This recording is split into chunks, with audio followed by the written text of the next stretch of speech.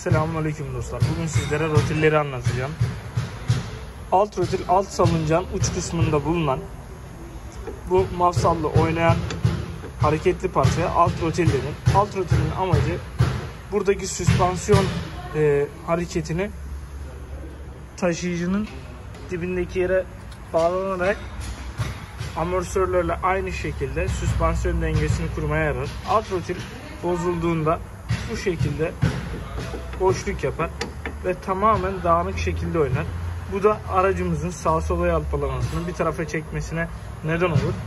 Alt rotil muayenelerde ağır kusur olarak geçer ve değiştirilmesi salıncağın ucunda tekli olarak yapılabilir. Yani sadece rotili değiştirebiliriz.